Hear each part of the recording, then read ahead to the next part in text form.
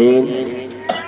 أما بعد فأعوذ بالله من الشيطان الرجيم بسم الله الرحمن الرحيم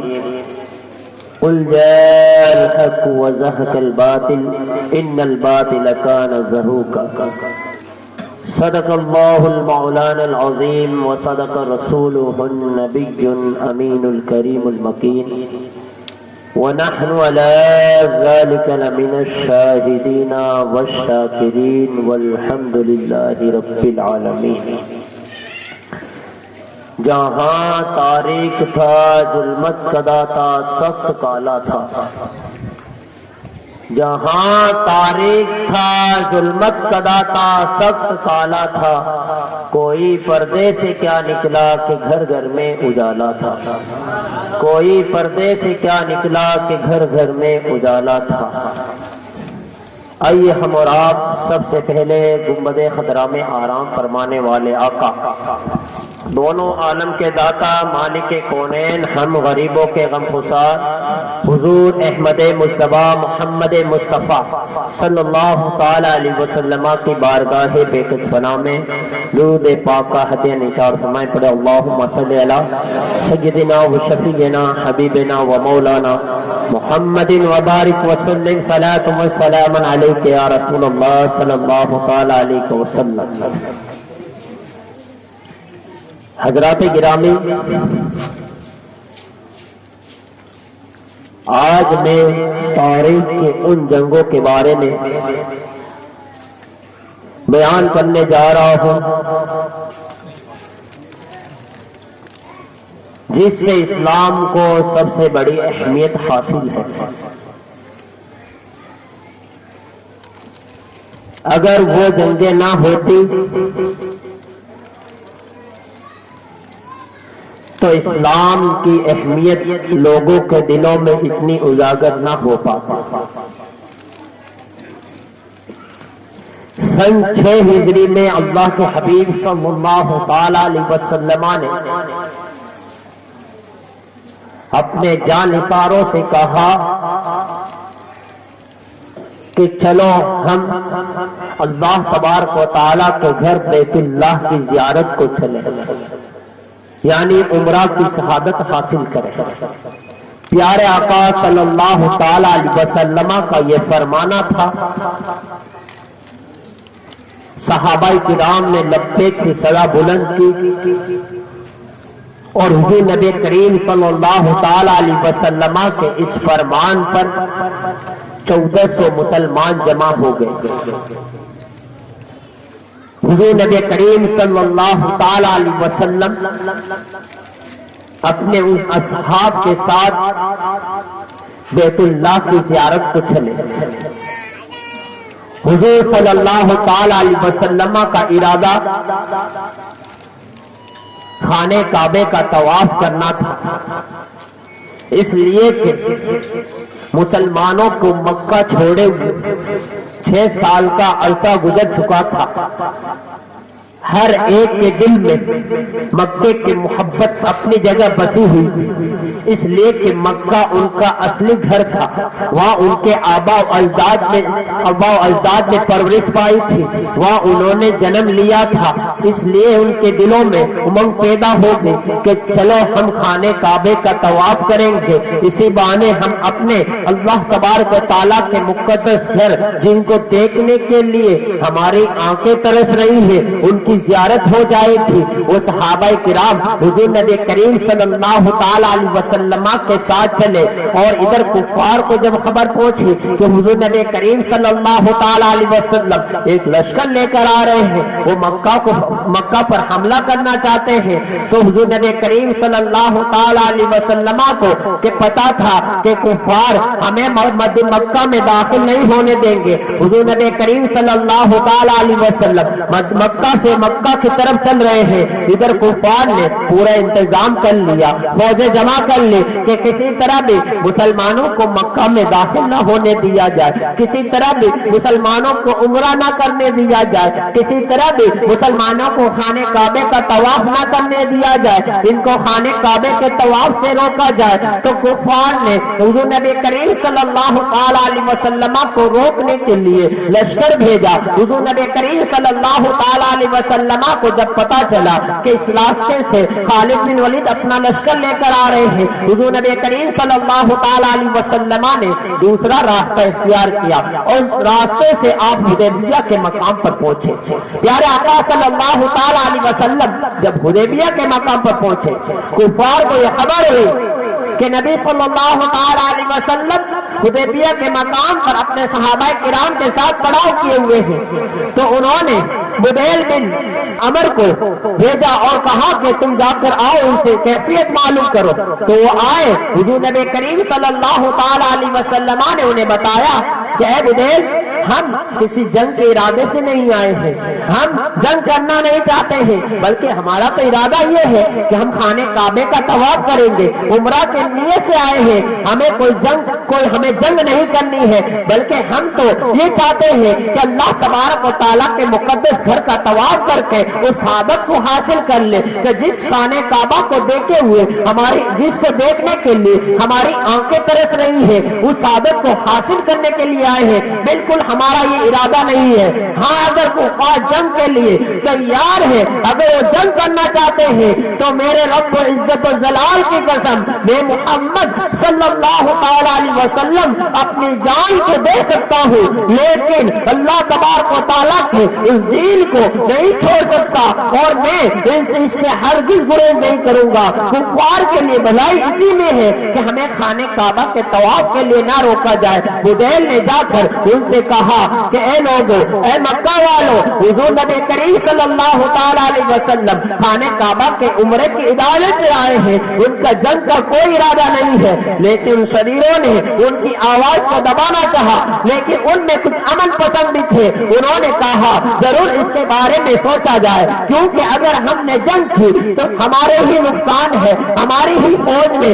کمی آئے گی، اس لیے کوئی صلح کا معاہدہ کیا جائے، کوئی صلح نامہ لکھ لیا جائے تاکہ ہماری جنگ رکی رہے اور ہم امن کے ساتھ زندگی بسر کرتے رہے، جو امن کے ساتھ زندگی گزار رہے۔ تو انہوں نے عروہ بن مسعود ثقفی کو حضور نبی کریم صلی اللہ علیہ وسلم کے پاس بھیجا۔ عروہ بن مسعود ثقفی نے پہلے مکہ والوں سے کہا کہ تم جانتے ہو کہ میں تمہارا باپ عروہ ہوں، تم میری بات مانتے ہو، میری بات کی لاز رکھتے ہو، تم سب میرے بچے ہو، تو اب مجھے اجازت دو کہ میں محمد عربی کو دیکھ کے آؤں، کیا ان کا کیا ارادہ ہے۔ عروہ بن مسعود جب حضور نبی کریم صلی اللہ علیہ وسلم کے پاس آیا، اس نے حضور نبی کریم صلی اللہ علیہ وسلم سے کہا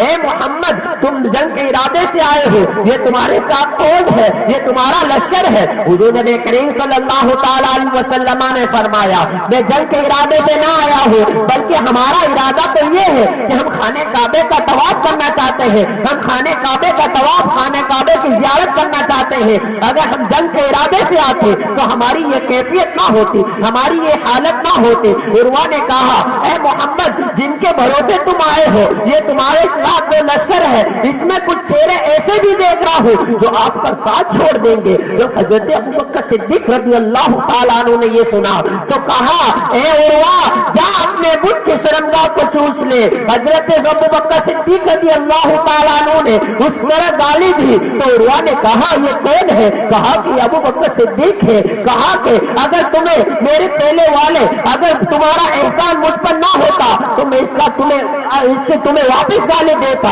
حضرت حضور نبی کریم صلی اللہ علیہ وسلم کے پاس عروہ بیٹھ کر بار بار حضور نبی کریم صلی اللہ علیہ وسلم کو مخاطب کرنے کے لیے ان کی داڑھی مبارک کو چھو رہا تھا۔ ایک صحابی رسول صلی اللہ علیہ وسلم کو گوارا نہ ہوا، انہوں نے اپنی تلوار کا تسمہ مارا اور اس کے ہاتھ اٹھایا, کہا کہ اپنے ہاتھ کو نور رکھ, کیونکہ یہ نبی کریم صلی اللہ تعالی علیہ وسلم کی ذات ہے, یہ حضور نبی کریم صلی اللہ تعالی علیہ وسلم کی ذات ہے.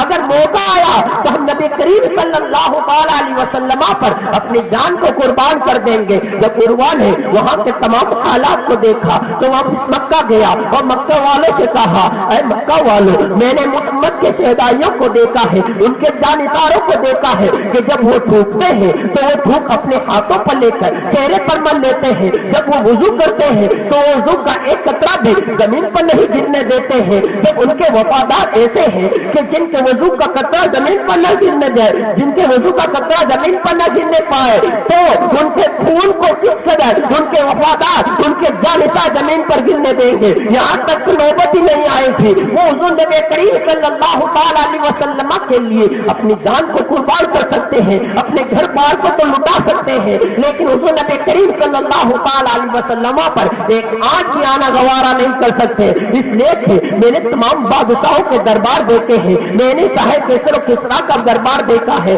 لیکن جو میں نے شان محمد عربی صلی اللہ تعالی علیہ وسلم کی دیکھی ہے, جو میں نے شان حضور نبی کریم صلی اللہ تعالی علیہ وسلم کی دیکھی ہے, ایسی شان کسی کی نہیں دیکھی. تو جو بغیر دربار کے ان کے جانثار ایسے ہیں کہ ان پر اپنی جان کو قربان کرنا چاہتے ہیں, تو میری تو تمہیں رائے یہی ہے کہ ان سے عہد کر لیا جائے, ان سے معاہدہ کر لیا جائے, تاکہ ہماری زندگی سنور جائے. اس لیے کہ ہم نے اگر معاہدہ نہ کیا تو ہماری زندگی برباد ہو جائے گی, ہمارا امن اور سکون برباد ہو جائے گا, ہم جنگ میں پس جائیں گے اور ہمارا نام و نشان مل جائے گا. میری تو رائے یہ ہے کسی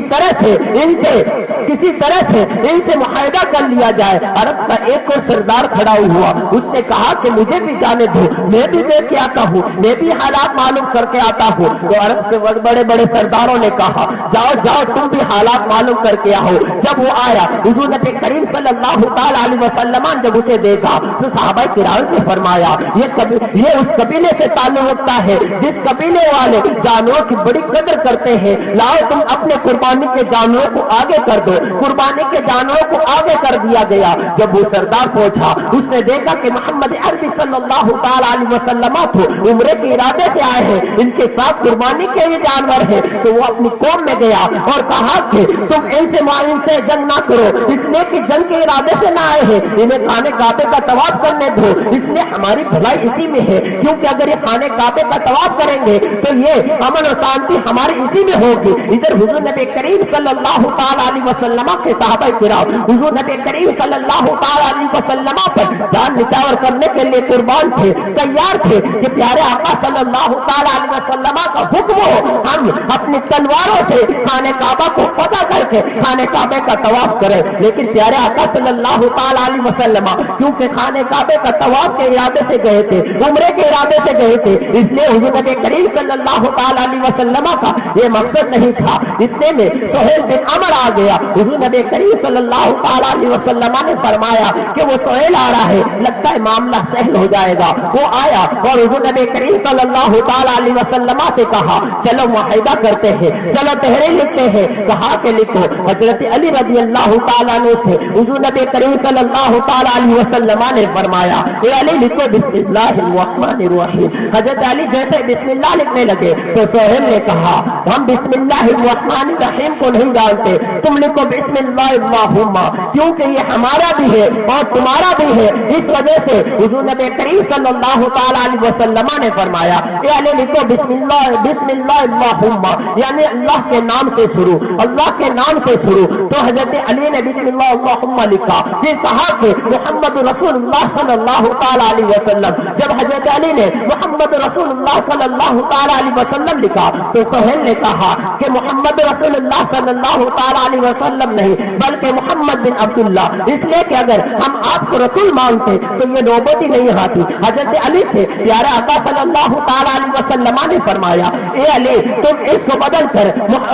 محمد بن عبداللہ کر دو، تو حضرت علی کی عشق نے یہ گوارا نہ کیا کہ میں حضور نبی کریم صلی اللہ تعالی علیہ وسلم کے نام سے رسول اللہ کا نام حذف کر دوں، تو حضرت علی نے گوارا نہ کیا۔ حضور نبی کریم صلی اللہ تعالی علیہ وسلم نے دیکھا یہ علی کہاں لکھا ہوا ہے، تو حضرت علی نے اپنے ہاتھ رکھ کر بتایا، تو پیارے آقا صلی اللہ تعالی علیہ وسلم نے رسول اللہ کو حذف کر دیا، یعنی مٹا دیا۔ پھر معاہدہ لکھا گیا کہ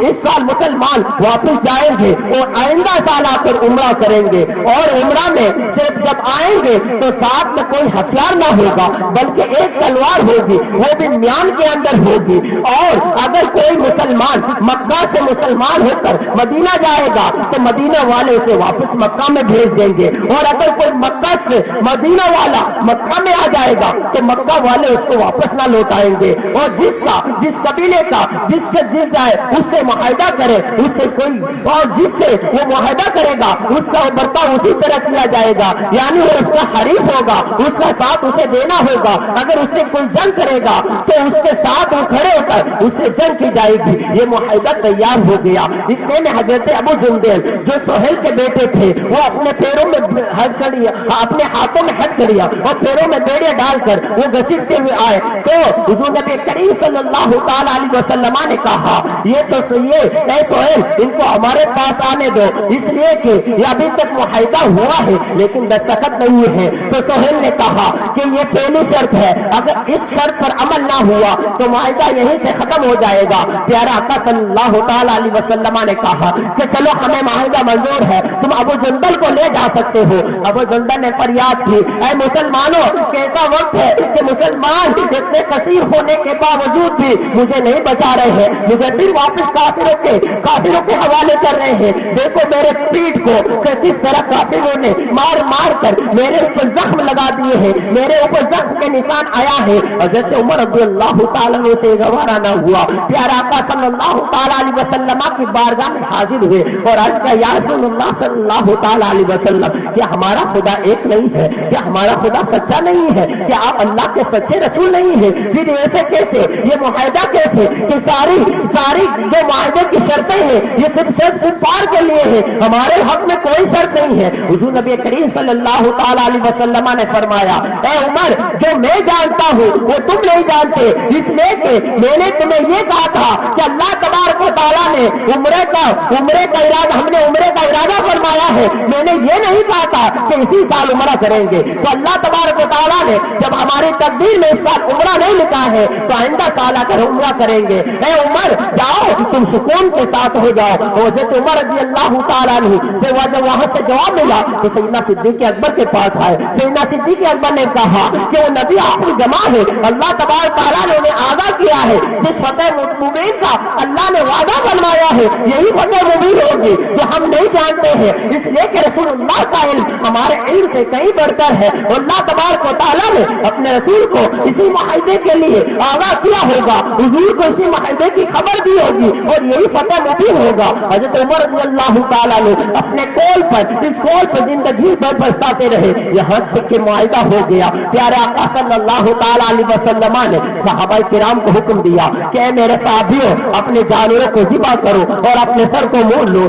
لیکن کوئی صحابی تیار نہیں ہوئے۔ حضرت حضور نبی کریم صلی اللہ تعالیٰ علیہ وسلم نے حضرت ام سلیم سے پوچھا کہ کیا معاملہ ہے کہ صحابہ کرام تیار نہیں ہو رہے ہیں؟ تو حضرت ام سلیم نے کہا یا رسول اللہ صلی اللہ تعالیٰ علیہ وسلم پہلے آپ اپنے جانور کو ذبح کر دو، اپنے سر کو مڑا لو تاکہ صحابہ کرام آپ کو دیکھ کر ہی ایسا کام کر لیں گے۔ اس لیے کہ صحابہ کرام اس کام سے راضی نہیں تھے کیونکہ وہ معاہدہ ہوا تھا وہ تمام شرطیں کفار کے ساتھ تھی، تمام شرطوں کو کفار نے اپنے لیے ہی عائد کیا تھا، یعنی مسلمانوں کے خلاف معاہدہ لکھا گیا تھا۔ لیکن پیارے آقا صلی اللہ تعالیٰ علیہ وسلم کی نگاہ دیکھ رہی تھی یہ صلح حدیبیہ کا معاہدہ ہے جس سے تمام زنجیریں کھل جائے گی، جس سے تمام قید و بند ٹوٹ جائیں گے، اور اسی صلح حدیبیہ کے ہی لیے اسی صلح حدیبیہ کے ہی شرطوں کے ساتھ ہم مکہ کو فتح کریں گے۔ اور اللہ تبارک و تعالیٰ نے جو فتح مبین کا ہمیں جو حکم دیا ہے وہ فتح مبین عنقریب فتح مبین یہی ہے کہ اسی کی وجہ سے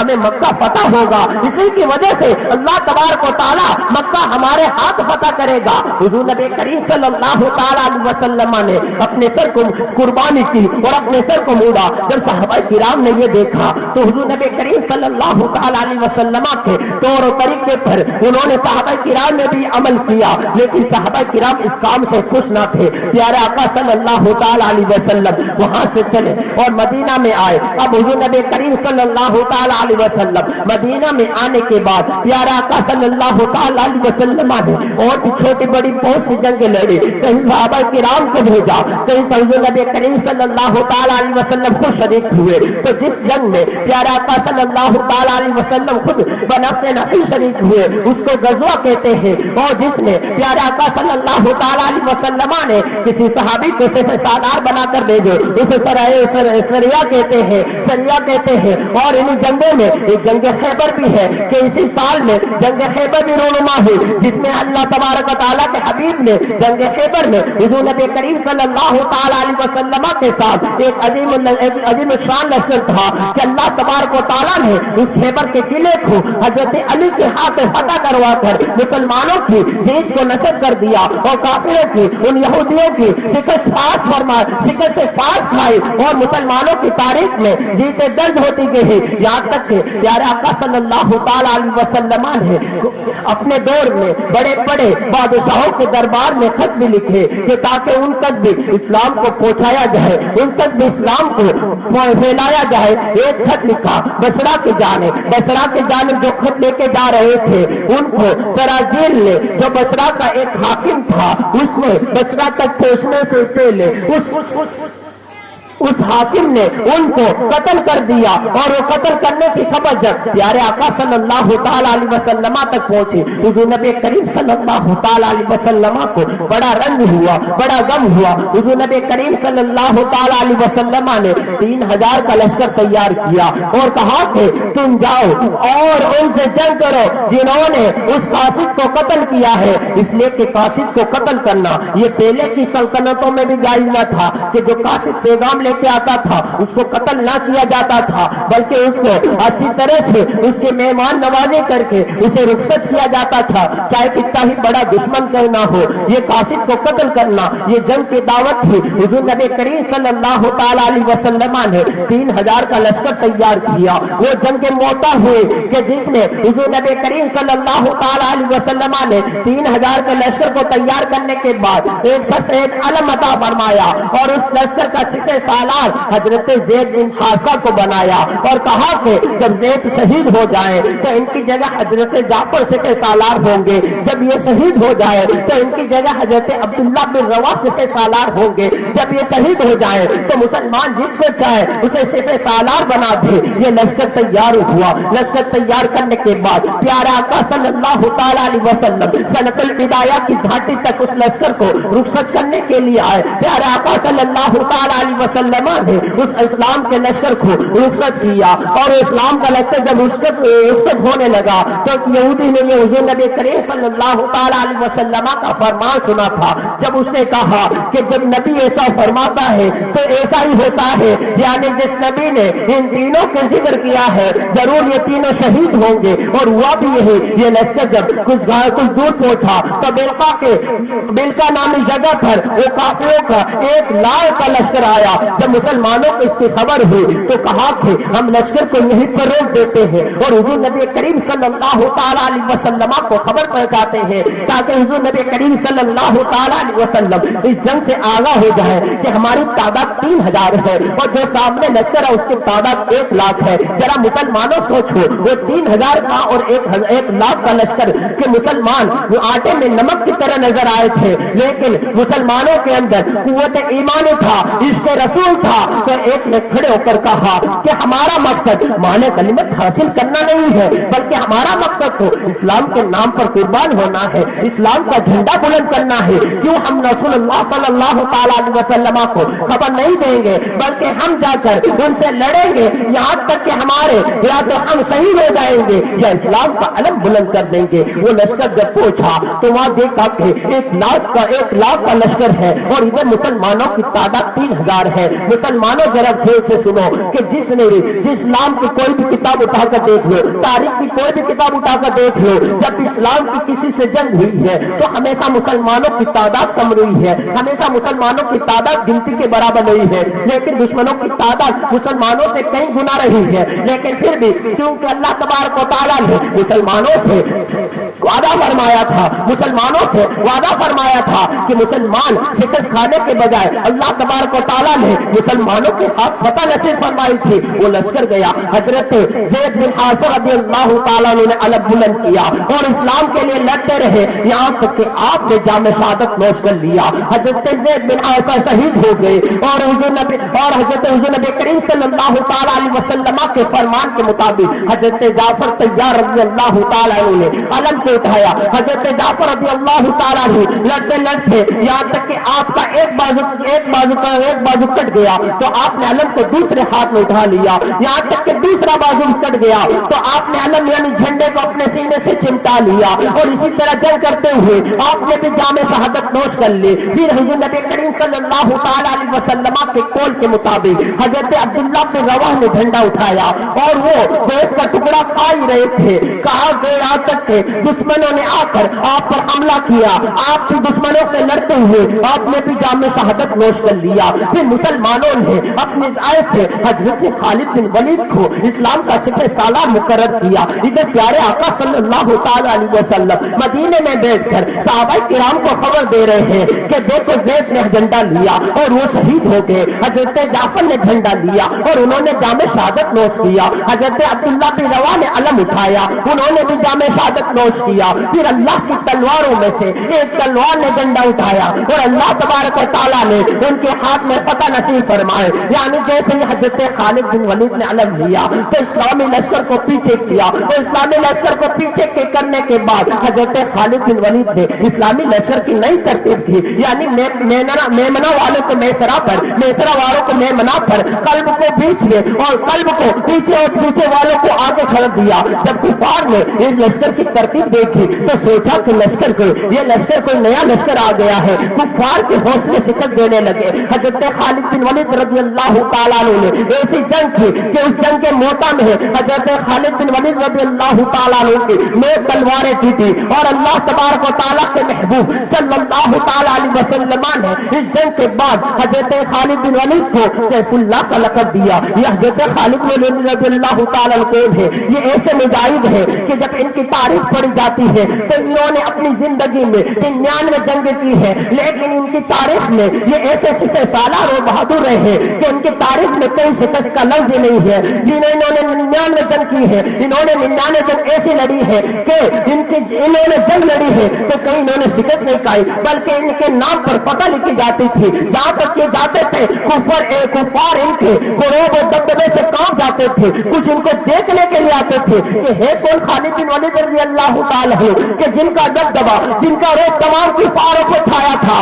کہ اگر لڑ رہے گجرات میں ہے تو بنگال بہار والے ان سے کانپ رہے ہیں، ایسا روب و دبدبا تھا کہ حضرت خالد بن ولید رضی اللہ تعالیٰ ایسے سپہ سالار تھے کہ جن کی تلوار کے سامنے اگر کوئی بھی آ جاتا لیکن وہ بچ نہ پاتا۔ حضرت خالد بن ولید رضی اللہ تعالیٰ کی کسی نے پوچھا، اے خالد بن ولید رضی اللہ تعالیٰ تمہارے یہ کیا وجہ ہے کہ تم جس جنگ میں بھی جاتے ہو تم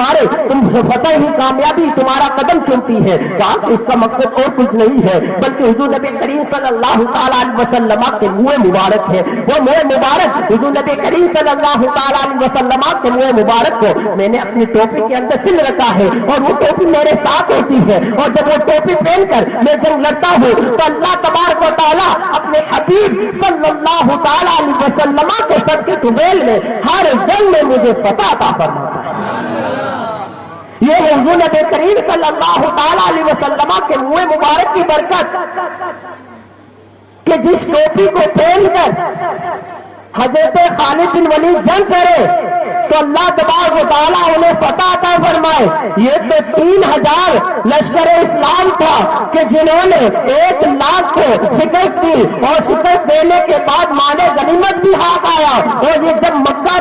مدینہ میں داخل ہوئے تو پیارے آقا صلی اللہ تعالیٰ علیہ وسلم نے ان کا استقبال کیا، کیونکہ 3000 نے 1 لاکھ کو شکست دی تھی۔ یہ کوئی معمولی کارنامہ نہیں ہے، بلکہ یہ بہت ہی بڑا کارنامہ ہے، اس کو غزوہ بھی شمار کیا جاتا ہے۔ حالانکہ پیارے آقا صلی اللہ تعالیٰ علیہ وسلم اس جنگ میں شریک نہیں ہوئے، اس کو غزوہ اس لیے شمار کیا جاتا ہے کہ پیارے آقا صلی اللہ تعالیٰ علیہ وسلم مدینے میں بیٹھ کر صحابہ کرام کے درمیان پورا نقشہ بیان کر رہے تھے، یعنی ایسا لگ رہا تھا کہ پیارے آقا صلی اللہ تعالیٰ علیہ وسلم خود پر نفس نفیس اس جنگ میں شریک ہو اور تمام خبریں دے رہے تھے۔ یہ ہے دور و نزدیک کے سننے والے ہو کانے لالے کرامت پہ لاکھوں سلام، اور کوئی غیب کیا تم سے نیا ہو بلا، جب نہ خدا ہی چھپا تم پہ کروڑوں درود۔ اس طرح اسلام کی ایسی جنگیں ہوئی، لیکن جب 7 ہجری آئے، حضور نبی کریم صلی اللہ تعالی علیہ وسلم جو معاہدہ کیا تھا حدیبیہ میں کہ مسلمان آئندہ سال آ کر عمرہ کریں گے، تو پیارے آقا صلی اللہ تعالی علیہ وسلم نے اعلان کروایا کہ چلو صحابہ کرام، ہمارا جو وعدہ تھا عمرہ کے لیے جانے کا، چلو تیار ہو جاؤ۔ صحابہ کرام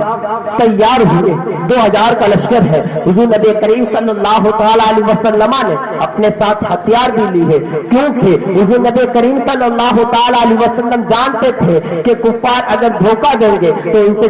جنگ کی بھی نوبت آ سکتی ہے۔ پیارے آقا صلی اللہ تعالی علیہ وسلم نے اپنے ساتھ 60 اونٹ قربانی کے لیے، اور یہ قافلہ چلا۔ جب مکہ کے قریب پہنچا، حضور نبی کریم صلی اللہ تعالی علیہ وسلم نے ہتھیاروں کے وہیں رکھا اور ان کی نگرانی کے لیے چند افراد کو متعین کیا۔ حضور نبی کریم صلی اللہ تعالی علیہ وسلم خانہ کعبہ میں داخل ہوئے۔ کفار کی بات ناگوار گزری، حالانکہ انہوں نے معاہدہ کیا تھا، اس وجہ سے وہ دیکھ رہے تھے اور ہنس رہے تھے کہ یہ چرواہے، یہ بھیڑ بکریاں چرانے والے، یہ کسان، یہ کھیتی کرنے والے، ان میں کا دم ہے کہ وہ طواف کریں گے، یہ طواف کر سکیں گے۔ پیارا آقا صلی اللہ تعالی علیہ وسلم نے جب اس تانے کو سنا تو حضور نبی کریم صلی اللہ تعالی علیہ وسلم نے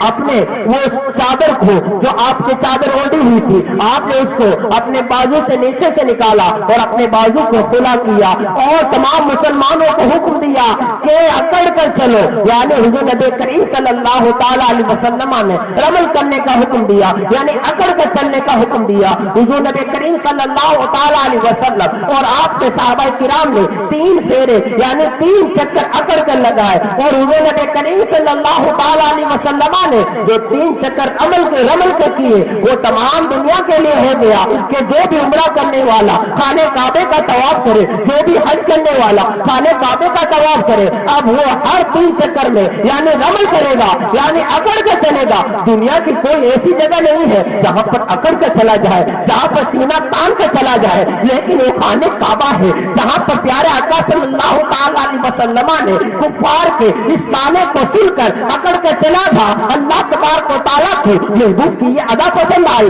تمام حاجیوں کے لیے، تمام عمرہ کرنے والوں کے لیے یہ قرار دیا کہ وہ 3 چکر 3 پھیرے خانہ کعبہ کے اکڑ کر چلے۔ یہ حضور نبی کریم صلی اللہ تعالی علیہ وسلم کی ادا تھی، جو ان مسلمانوں نے وہاں پر ادا کر کے حضور نبی کریم صلی اللہ تعالی علیہ وسلم کی پیروی کی تھی۔ تو اللہ تبارک و تعالیٰ نے تمام کے لیے حکم لگا دیا کہ جو بھی حج کرنے والا، عمرہ کرنے والا طواف کرے تو 3 چکر میں رمل کرے، یعنی اکڑ کر چلے۔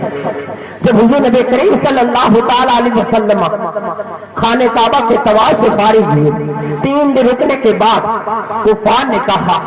آپ سے جو معاہدہ ہوا تھا وہ 3 دن کا تھا، 3 دن ختم ہوئے، آپ یہاں سے آپ چلے جائیے۔ حضور نبی کریم صلی اللہ تعالی علیہ وسلم وہاں سے چلے آئے، اور پھر آسن 8 ہجری میں فتح مکہ ہوا۔ فتح مکہ وہ عظیم الشان لڑائی ہے جس میں اللہ تبارک و تعالیٰ نے مسلمانوں کو فتح دی۔ اسی لیے اللہ تبارک و تعالیٰ نے اس کا ذکر قرآن میں فرمایا اذا جاء نصر اللہ والفتح، یعنی جب اللہ تبارک و تعالیٰ کی طرف سے فتح آئی، یہ قرآن نے فرمایا اور جو نبی کریم صلی اللہ تعالیٰ علیہ وسلم کی طرف وہی نازل ہوئی، اے محبوب آپ فرما دو قل جاء الحق وزهق الباطل ان الباطل كان زهوقا، یعنی بے محبوب آپ فرما دو حق آیا اور باطل مٹ گیا، بے شک باطل کو مٹنا ہی تھا، باطل کو ختم ہونا ہی تھا۔ اس کی وجہ کیا تھی؟ حضور نبی کریم صلی اللہ تعالیٰ علیہ وسلم حالانکہ ان کے درمیان یہ معاہدہ ہوا تھا کہ 10 سال تک فریقین آپس میں جنگ نہ کریں گے۔ اس کی وجہ یہ ہوئی کہ بنو بکر یہ قریش کا حریف تھا اور بنو خزاعہ یہ حضور نبی کریم صلی اللہ تعالیٰ علیہ وسلم کا حریف تھا، یعنی ان کا موافق تھا۔ تو بنو بکر نے اور قریش نے مل کر بنو خزاعہ کے جنگ کی اور ان کو نقصان پہنچایا۔ انہوں نے حضور نبی کریم صلی اللہ تعالیٰ علیہ وسلم کو مدد کے لیے پکارا۔ حضرت میمونہ بیان کرتی ہے پیارے آقا صلی اللہ تعالیٰ علیہ وسلم وضو فرما رہے تھے تو اچانک کہا لبیک لبیک لبیک، یعنی میں حاضر ہوں میں حاضر ہوں میں حاضر ہوں، میں تمہاری مدد کروں گا میں تمہاری مدد کروں گا۔ جب حضور نبی کریم صلی اللہ تعالیٰ علیہ وسلم وضو سے فارغ ہوئے تو حضرت میمونہ نے پوچھا یا رسول اللہ صلی اللہ تعالیٰ علیہ وسلم یہ صدا کیسی بلند ہوئی؟ آپ نے لبیک لبیک کس کے لیے پکارا؟ حضور نبی کریم صلی اللہ تعالیٰ علیہ وسلم نے فرمایا کہ میرے حریف کو قریش نے اور ان کے حریف نے نقصان پہنچایا ہے، انہیں قتل کیا ہے اور انہوں نے وہاں سے مجھے پکارا ہے۔ جب اعلیٰ حضرت رحمت اللہ تعالیٰ علیہ کی نظر اس پر گئی تو اعلیٰ حضرت بریلوی کی سرزمین سے پکار اٹھے دور و نزدیک کے سننے والے وہ کان، دور و نزدیک کے سننے والے وہ کان، کانے لالے کرامت پہ لاکھوں سلام، کانے لالے کرامت پہ لاکھوں سلام۔ یہاں تک کہ ان کے چند آدمی حضور نبی کریم صلی اللہ تعالیٰ علیہ وسلم کی طرف آئے۔ حضور نبی کریم صلی اللہ تعالیٰ علیہ وسلم جب فجر کی نماز سے فارغ ہوئے تو بنو خزاعہ کے کچھ آدمیوں نے آ کر حضور نبی کریم صلی اللہ تعالیٰ علیہ وسلم کی بارگاہ میں شکایت کی یا رسول اللہ صلی اللہ تعالیٰ علیہ وسلم قریش نے اور ان کے حریف نے ہمارے نوجوانوں کو قتل کیا ہے، جس میں 30 افراد کو انہوں نے قتل کر دیا ہے۔ پیارے آقا صلی اللہ تعالیٰ علیہ وسلم کو یہ بات ناگوار گزری کہ جو میرا حریف ہو جو میرا موافق ہو انہوں نے اس معاہدے کو توڑ کر ان کے ساتھ جنگ کی ہے۔ پیارے آقا صلی اللہ تعالیٰ علیہ وسلم نے جنگ کی تیاریاں شروع کر دی، یہاں تک کہ حضور نبی کریم صلی اللہ تعالیٰ علیہ وسلم نے قریش کی طرف خط لکھ کر بھیجا یا تو تم اپنے حریف سے دستبردار ہو جاؤ یا جنگ کے لیے تیار ہو جاؤ۔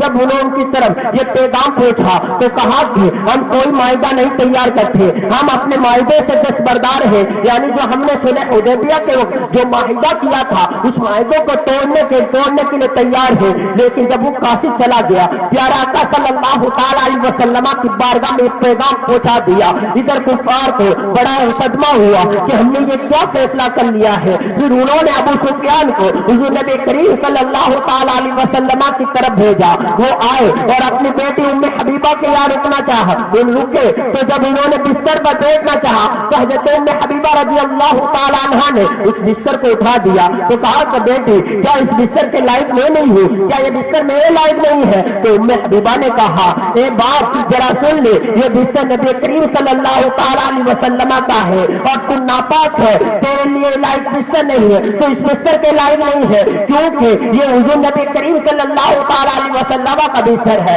یہاں سے وہ نکل کر حضور نبی کریم صلی اللہ تعالیٰ علیہ وسلم کے پاس گئے، کہا کہ معاہدہ کی شرطیں لگا لی جائے، معاہدہ برقرار رہنے دیا جائے۔ حضور نبی کریم صلی اللہ تعالیٰ علیہ وسلم نے اپنے چہرے کو پھیل لیا، وہ سیدنا صدیق اکبر کے پاس گئے، حضرت عمر کے پاس گئے، حضرت علی کے پاس گئے، لیکن کسی صحابی نے بھی یہ نہیں کہا کہ جب نبی نے تجھے ٹھکرا دیا ہے، نبی جب معاہدے کے لیے تیار نہیں ہے تو ہم نبی کے حکم عدولی نہیں کر سکتے، ہم حکم کو پھیر نہیں سکتے، اس لیے کہ نبی کا حکم اٹل ہے، جو حضور نے فیصلہ کر لیا ہے وہ آخری فیصلہ ہے۔ آخر حضرت علی نے کہا کہ تم جا کر یہ اعلان کر دو کہ ہمارا پچھلا معاہدہ انہوں شخص کے ساتھ قائم ہے۔ کہا کہ اس سے کیا ہوگا؟ کہا ہوگا تو کچھ نہیں بلکہ تم اپنے دل کو تسلی دے سکتے ہو۔ اس نے آ کر مسجد نبی میں اعلان کر دیا، کہا کہ ہمارا پرانا معاہدہ جو تھا انہی شخص کے ساتھ قائم ہے، لیکن حضور نبی کریم صلی اللہ تعالیٰ علیہ وسلم نے اور مسلمانوں نے اسی کا کچھ جواب نہیں دیا۔ ادھر پیارے آقا صلی اللہ تعالیٰ علیہ وسلم جنگ کی تیاری کرنے لگے، لیکن اس جنگ کو خفیہ طور پر رکھا گیا، کسی کو ظاہر نہ ہونے دیا کہ मुसलमानों को किसकी तरफ इरादा है, यहाँ तक कि हजरत अबू बकर सिद्दीक रज़ी अल्लाह तआला अन्हु जो राज़दार नबी सल्लल्लाहु तआला अलैहि वसल्लम थे, उन्हें भी खबर न हुई कि हुजूर नबी करीम सल्लल्लाहु तआला अलैहि वसल्लम किस तरफ जंग का इरादा करते हैं। वो आए और अपनी बेटी हजरत आयशा सिद्दीका से पूछा, ए बेटी, हुजूर नबी करीम सल्लल्लाहु तआला अलैहि वसल्लम का किस तरफ जाने का इरादा है। तो हजरत आयशा ने कहा, मुझे तो हुजूर ने सिर्फ ये हुक्म दिया है कि हथियार को तैयार किया जाए, हथियारों को तैयार किया जाए, ये नहीं बताया है कि किस तरफ जंग करनी है। यहाँ तक कि हुजूर नबी करीम सल्लल्लाहु तआला अलैहि वसल्लम ने तमाम सहाबाए को तैयार होने का हुक्म दिया। इधर हजरत हातिम बिन बल्ता ने एक पैगाम मक्का वालों की तरफ लिख दिया, कहा कि मक्का वालों, इधर हुजूर नबी करीम सल्लल्लाहु तआला अलैहि वसल्लम मक्का की तरफ एक जंग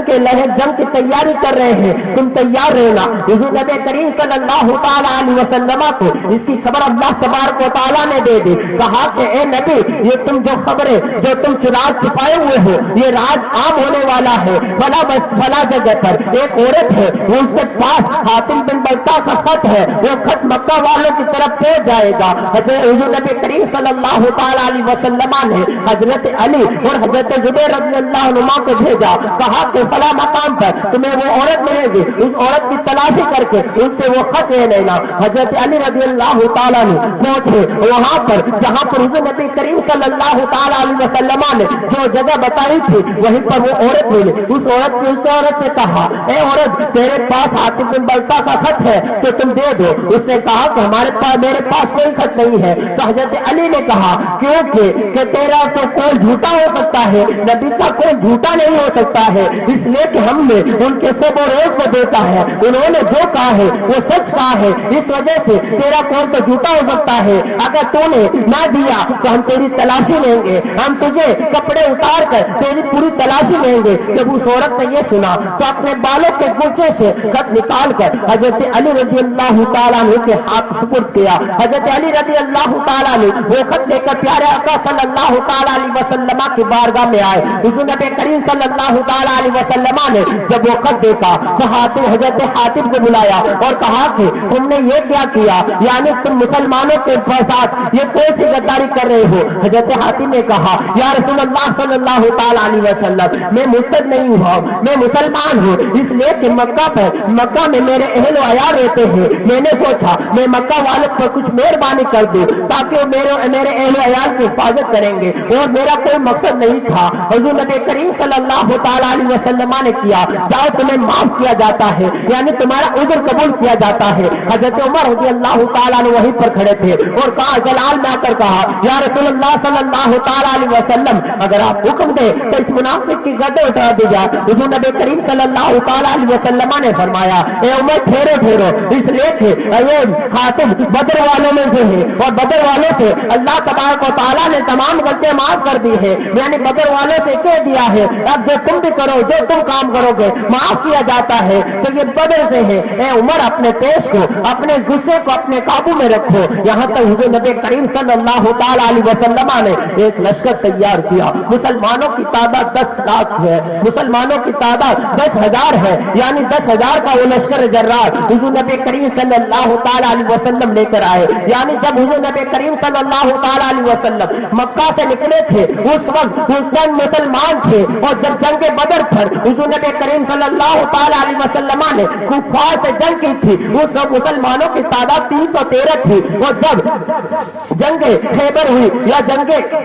मोता हुई, उस वक्त मुसलमानों की तादाद 3,000 थी। लेकिन जब मक्का फतह करने जा रहे हैं, मक्का को फतह करने जा रहे हैं, उस वक्त मुसलमानों की तादाद 10,000 है। एक रिवायत में आया है कि 12,000, क्योंकि 12,000 इस वजह से हो सकते हैं कि जब प्यारे आका सल्लल्लाहु तआला अलैहि वसल्लम मदीना से चले और कुछ कबीले आपके साथ होते रहे, यहाँ तक कि जब मक्का पहुंचे तब तक आपकी तादाद 12,000 हो गई हो। हुजूर नबी करीम सल्लल्लाहु तआला अलैहि वसल्लम एक मकाम पर पहुंचे, वहां पहुंचने के बाद हजरत अब्बास रज़ियल्लाहु तआला अन्हु जो मुसलमान हो चुके थे, वो मक्का में इस वजह से रहते थे इसलिए कि उनकी जिम्मेदारी थी हाजियों को आबे जमजम पिलाना, यानी जमजम का पानी पिलाने की जिम्मेदारी हजरत अब्बास की थी। इस वजह से प्यारे आका सल्लल्लाहु तआला अलैहि वसल्लम ने उन्हें मक्का में रहने का हुक्म दिया था। हजरत अब्बास है और हजरत अब्बास के साथ हारिस के बेटे भी थे, और जिन्होंने हुजूर नबी करीम सल्लल्लाहु तआला علیہ وسلم کو تکلیف پہنچائے تھے۔ حارث حضور نبی کریم صلی اللہ تعالی علیہ وسلم کے چچا تھے۔